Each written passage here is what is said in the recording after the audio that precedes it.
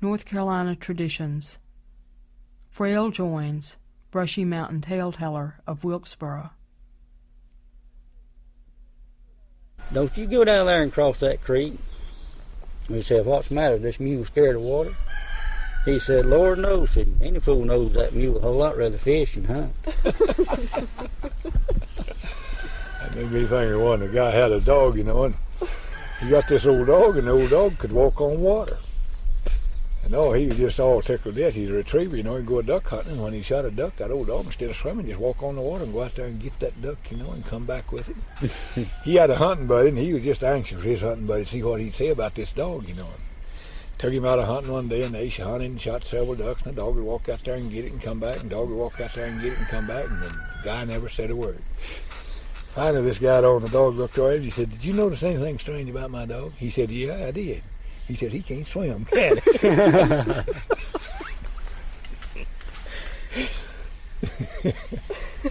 What was that lesson with the worm? Oh, Dad took me in there one time when I was little, and he said, son, I'm going to teach you something.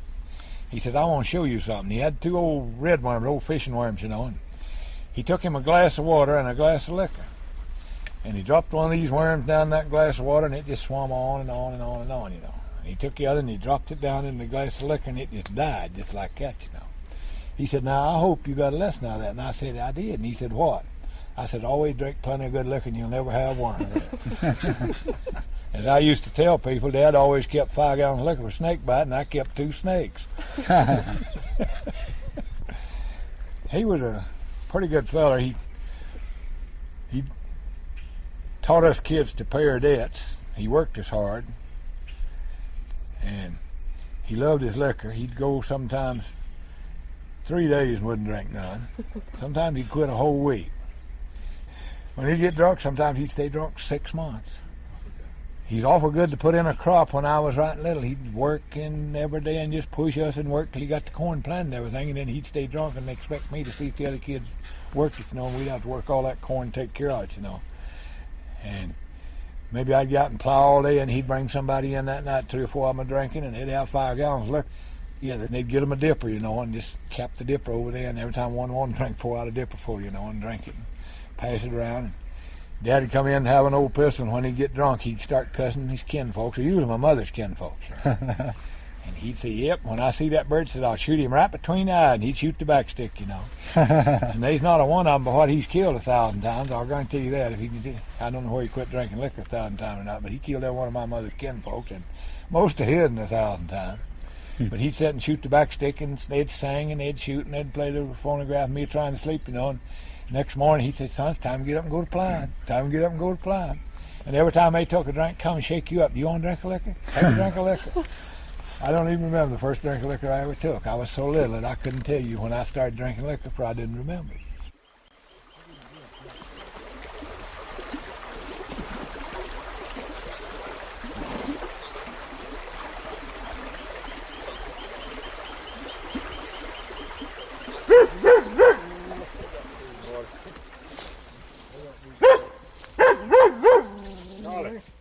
Charlie, come here. Come here.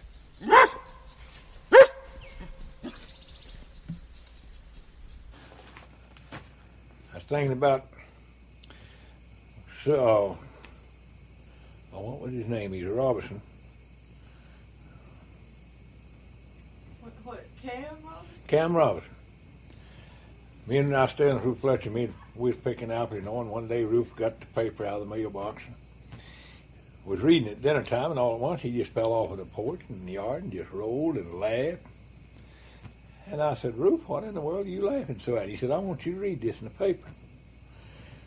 And he had a piece in the paper said that Grant Elliott, he was running for sheriff again, and he'd went out and spent the day with Cam Robinson and his God-fearing little wife. And Ruth, what tickled Ruth so good, me and him, as of this is on Monday, but a Sunday we was over across the mountain over on the other side of ABC Orchard where we used to live. And we met Cam Robinson's wife and Ed Ashley's wife riding a little pair of brown mules that Cam had, you know, and both of them was drunk and their hair just stringing out in the wind, you know. Both had long hair, and they usually kept it balled up on the back of their head, but it come down, you know, and it just strung out in the wind. It come way down below their waist. Both of them had an awful head of hair. They'd run them little mules, and that hair just stand straight back, you know, and both of them had a pistol strapped on them. Was hunting for them two damn son of a bitches going to shoot them, you know. And Ruby wanted me to read that piece in the paper, and he said, God-fearing little wife. I said, hell fire. He said, there wasn't a fear to man, God, nor the devil. Used to be an old family that lived back up on the mountain named, old man was named Steve Roberts, and the boy was named Willie, and they had a girl named Leonie. And they was like me, they wasn't too bright. Had a yoke steer, and they started town one day, and they'd hard surfaced the road out to Fairplains, about 2 miles, I guess, from city limits out to Fairplains. It was cement, you know, and they put a white line right down the middle. And they come to that cement, you know, and Willie said, I got it, Pap. Said, whoa, whoa. Said, hold it. Said, what's that down there? Said, what have they done to the road? And said, they got out, you know, and they looked, and they kicked that cement road and looked. And said, Willie said, what in the hell is that white line in the middle for, Pap? He said, damn fine. Oh, yes, I do, Willie. Said, my God, said, buck on one side and bury on the other. And they straddled that white line with the old steers and went right down the road and meeting cars, you know, and they just, it's narrow. It just barely was room for 2 cars to pass, and them was straddling it in the middle, you know. They're taking up the whole road. Said cars that run over on the shoulder road or getting around him, you know. Got down there and they saw a sign said speed limit 15 miles an hour. And said, old man Steve said, Willie, whoa, whoa. Said, Willie, said, go down and cut me a damn good long switch. Said, I don't know whether we can make it or not. Said, by God, we'll give her a try.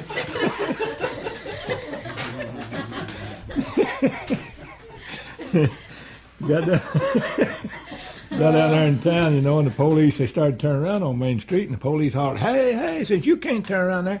Oh, yeah, said, my God, I think I can make it. Said, whoa, come here, Blue. And said, they turned right around on Main Street, you know, and started back and said, well, I thought I could make it. I thought I could make it. I was sick, and Willie went to the store to give him some medicine one day, and it was raining, and Steve died while he was gone, you know. Said, Willie come back up, you know, and Leonie was standing in the door crying. He said, Leona, what's the matter? Said, Pap didn't go up and go and die while I was going to the store, did he? She said, yes, he did. He said, well, I'll be damned. Some of them said, Willie, said, you going to bury him over there in that flat? Hell no, he said, that'd make a good potato patch. I said, let's bury him up on that old dry ridge where there won't nothing grow.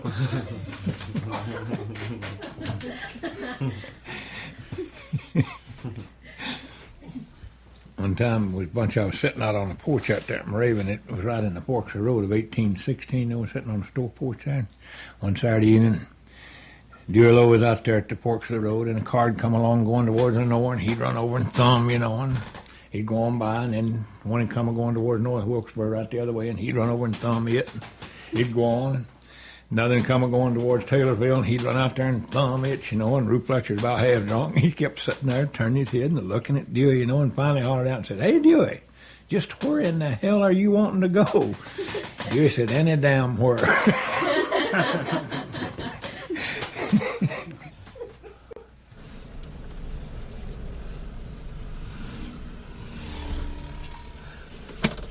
Just turn right this side of where it says Elmer Lowe's Junk and Herbs. That street cuts out across there.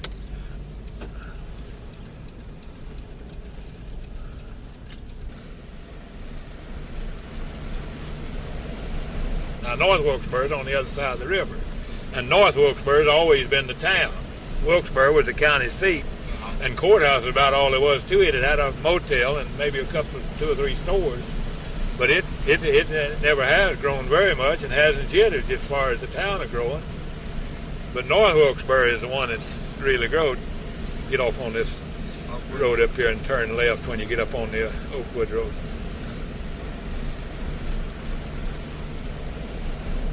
Well, where I got my name Frail at was a nickname from Fraley. You know, Fraley was the first nickname I got. I went through school with that name. And I didn't like the Fraley part. I didn't like that, you know, and they get to call me Fraley, well, I usually meant a fight. But the Frail was short of that, you know. They shortened it to Frail, and that's what I always went by. Why did they call you Fraley? Well, there was an old man by the name of Jim Fraley and Nike Smithy opened a store up out here at Moravian the year I was born, 1914. And they was in partnership there, and old man Frail was big, fat, and red-faced. Well, my uncle thought my mother was going to have twins, and he made a cradle big enough for twins. Well, I come along, he said I weighed about 14 pounds. And everybody said, well, he looks like old man Jim Frail. I said, big and fat and red-faced, and they just got to call me Frail. And I went through school. I didn't use my name until I went into the Army. I never used no nothing. There ain't a bit of record where I ever went to school one day. But when I got old enough to pay taxes, I made the 12th John Joines in Wilkes County that was paying taxes. There was 12 of us. That was an old family name, and it was just handed right and left, to the Joineses. Of course, right now, there's several of them died off. You see, my daddy's name was John, and all of John's was about his age. And they're about all died off now. There's not many John Joineses left in Wilkes. In fact, I don't know. I may be the last one. I don't know. I don't know of another one named John.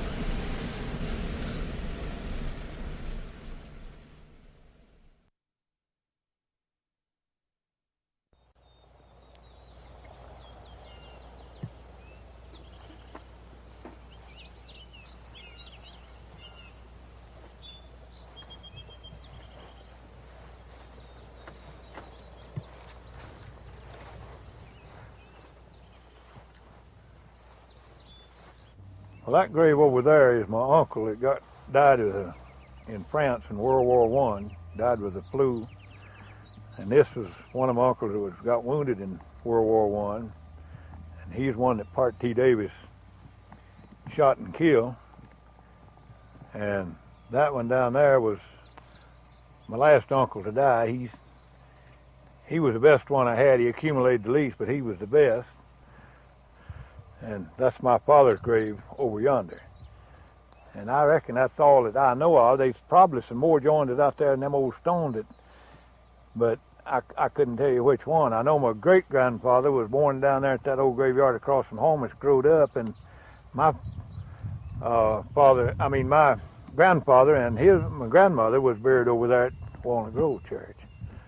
And they sort of scattered out.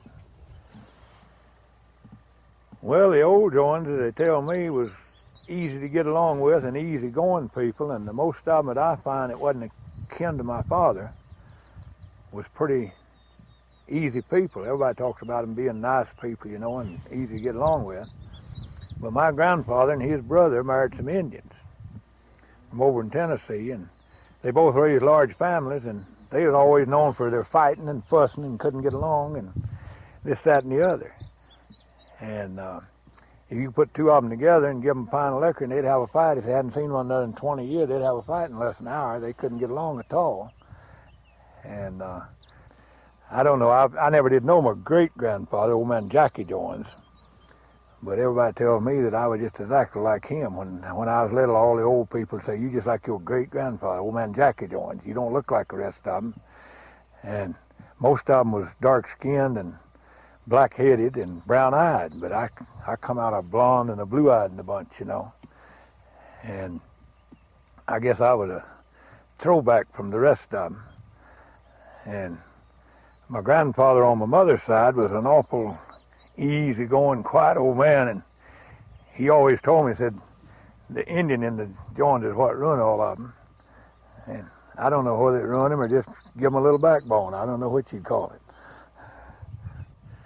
When I got old enough to start running around, as Joineses that was related to us back up around Trap Hill and up in there, and I got up in there running around, and people say, where are you from?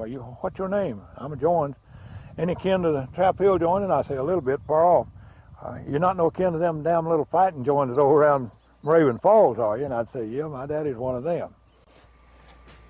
Talking about my Uncle Bill, he left here and went out to Illinois. He's pretty mean. He got wounded in the Army and had part of his hip shot off. He left here and went out in Illinois and stayed a while. He come back, and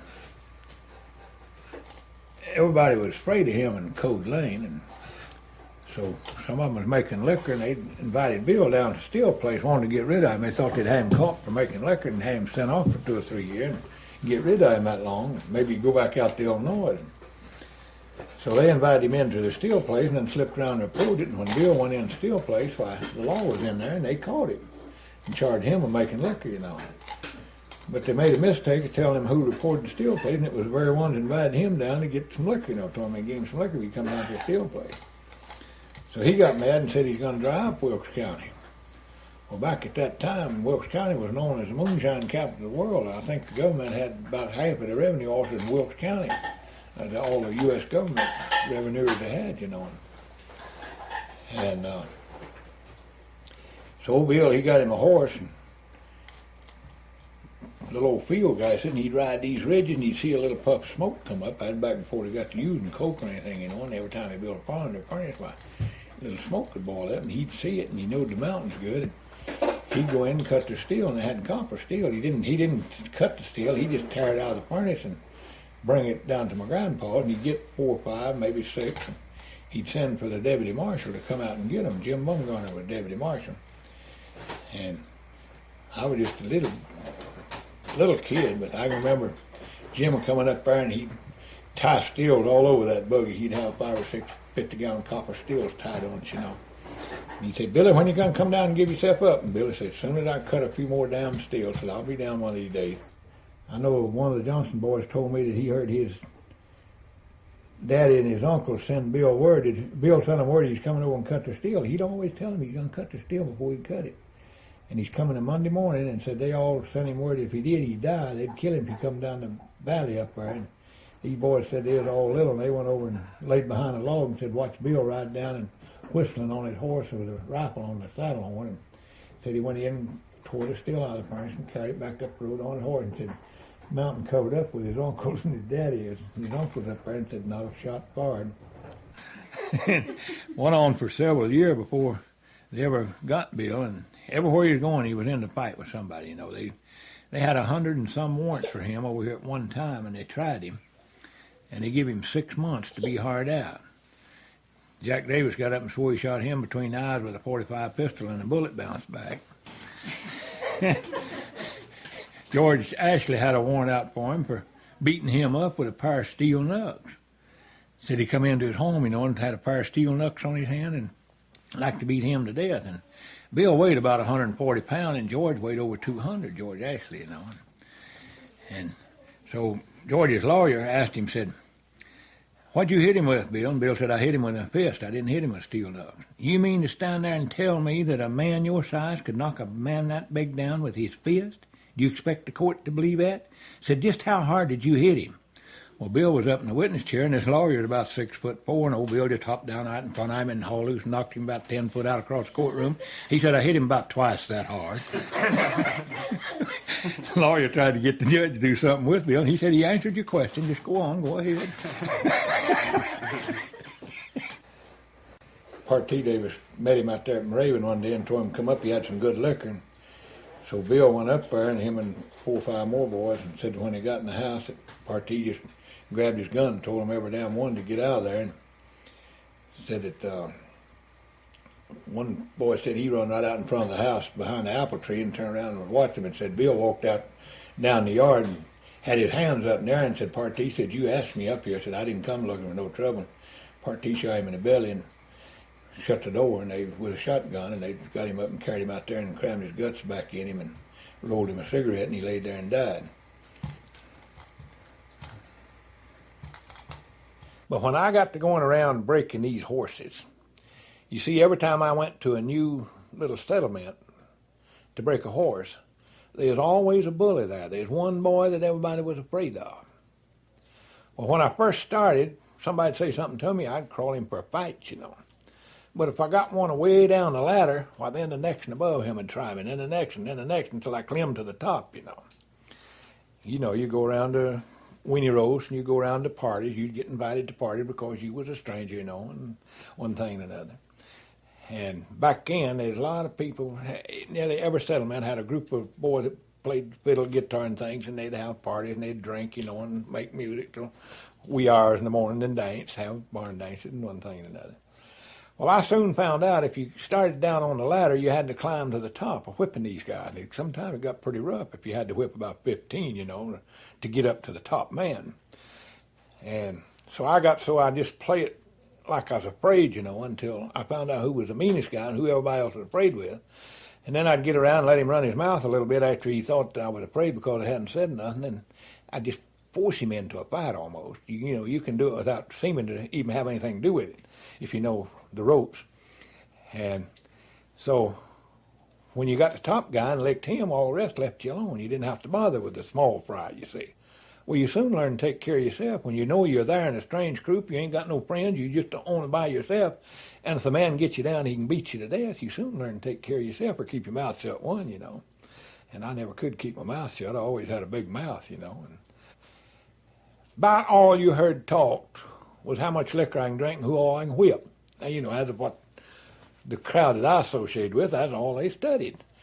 Once in a while you get with a group that wanted to go see women and talk women, you know, but most of them was how much liquor I can drink. That was a big count of man. If you could drink a pint of liquor and then whip so-and-so, why, you was count of man, you see. And that was what the boys wanted to do, was be a man, you know. And so time my daddy run me off from home when I was 13 years old, there wasn't very many men that'd tackle me for a fight. If you went to town on Saturday night, there was 2 or 3 restaurants down there, you know, what we call one the Greasy Spoon. Beaches was the main, biggest place. And then there was a Snappy Lunch right across the street on 10th Street. And then there'd always just a little scatter around, you know, and maybe down the road and up the road and this, that, and the other place where people met and drunk and fought. Well, you go down there through the week, you hardly ever run into any trouble, you know. But on Saturday, these old boys would come down. Well, here was a little faction that had somebody nobody could whip, you know. And over here was another bunch, maybe 7 or 8 of them, all drinking, but they'd all bullets. Well, you let them come in and get to drinking and nothing to do on just 2 fights. That's all they studied. Why, you could get a fight any Saturday night, and you could see one over here in North Wilkesboro about any Saturday night you wanted to. You see, when I was in Colorado, I told them how mean North Wilkesboro was, and everybody made fun of me, and I got a paper, you know, I was taking a little old county paper to printed twice a week. And John Walker was chief of police. And one time it had big headlines said and told how many they had arrested on Saturday night for fighting, you know, and cutting one another, and 1 or 2 had got shot. And said chief of police, John Walker, said that Hitler might take Stalingrad and he might take London, but he never take 10th Street on North Wilkesboro on Saturday night. Well, boy, I took that paper and, you know, I just, hey, boys, come here. I said, you don't believe I come from a rough place, you know, when I was in the Army out there. And everybody looked at that and their eyes bugged out. That was unusual for something like that to make headlines in a paper, you know.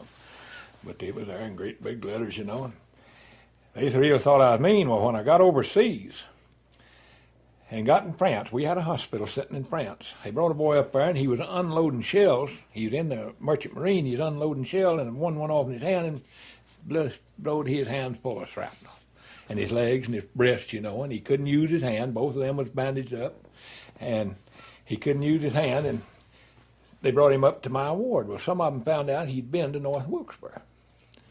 And, boy, they went and invited all around that knew me, you know, they could get that wasn't busy, and come in and get him to tell them how mean North Wilkesboro was. And he's from Indiana. And he said, asked him, says, you ever been to North Wilkesboro? Yeah. Did you see this guy? Yeah. Well, me and him, we'd go to a bootlegging joint and sit and drink liquor and talk all night, you know, on Saturday night. He'd buy brains and eggs, hog brains and eggs, and I'd get a gallon of liquor, usually apple brandy. He loved brandy as good as I did. And I'd meet him at this bootlegging joint. Well, he'd have this old woman to fry eggs and brains, and we'd sit right there at the table and talk all night long and drink that brandy and eat them brains and eggs. And he said I was the only man that loved brains, eggs, and brandy as good as he did. And so he told him, he said, yes, that me and him spent about every weekend together while I was up there. And they said, well, what kind of a town is it? And he said, oh, a little one-horse town. He said 3,000 or 4,000. He said they roll the streets up about 8 o'clock at night and close all the doors, and said cat and the dog can get in a fight, and said they'll call out the police department and the fire department, and everybody in town will fall out to see the cat fight. They all laughed at me, you know, but he said, now that's through the week. He said on Saturday night, he said these old hillbillies come down through there, and said a lot of them are one gallus on and breeches leg cut off halfway at their knees, and them barefooted, and their beard growed out about 6 or 8 inches long. And he said each one with a pistol, and some of them 2 pistols, and a pint of liquor stuck in their pocket. Some of them got a half a gallon carrying in their hand, and a gallon jug with a grapevine through it swung over their shoulder, and said they go to meeting at the Snappy Luncheon at Beaches.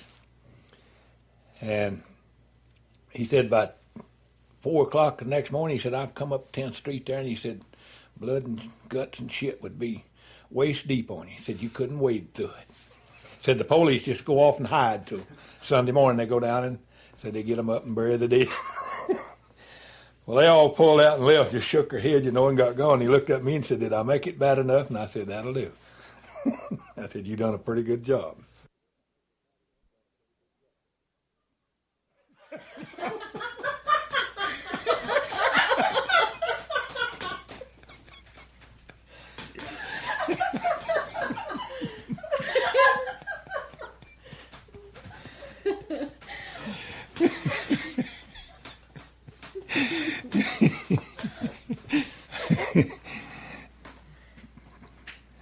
Praise the Lord. What was it you want me to tell Jerry about that you thought was Shooting the rats through the corn. Oh, that's my daddy's first cousin and his brother, Two of them, and one of them was drunk. And his wife was praying for him. And said, Lord, have mercy on poor Cal. And said, forgive him his sin and everything. Said, he's drunk. Cal said, hell, don't tell him I'm drunk. Tell him I'm sick. And then Tom, his brother, started praying for him one time, He said, Lord, if they are ourn, if they're our Lord, he said, have mercy on poor Tom's soul if he's got ourn.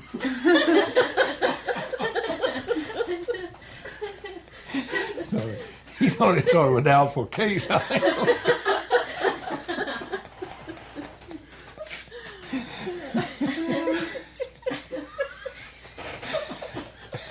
These real people. I had an uncle that was a preacher, He got up one time, you could hear him preach for a mile. It wasn't no bit of trouble to be a mile from where he's preaching and hear every word of it and understand it, He's up one night and he said, by golly, he said to the little ones, he said the young girls had used the flour on the back of their necks and the cream on their face, and the little ones at home are doing it without bread and butter.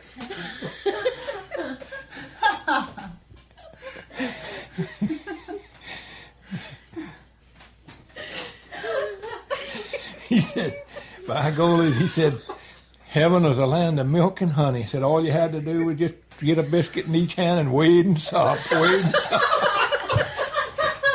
I could just see a whole congregation of old farmers with a toe jam between their toes, wading around through honey and butter, and people sobbing. I didn't even want to go to heaven.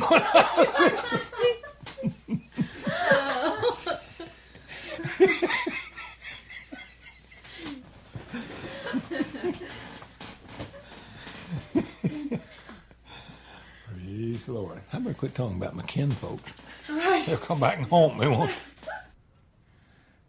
William and Bob Lane was drunk sitting down on William's porch, and Bob said, William, did you see that chigger climbing that dead chestnut over on the mountain? An old dead chestnut about a mile over on the mountain, And William said, no, I don't see him. My eyes is going to the bed. Said, I hear him a-walking.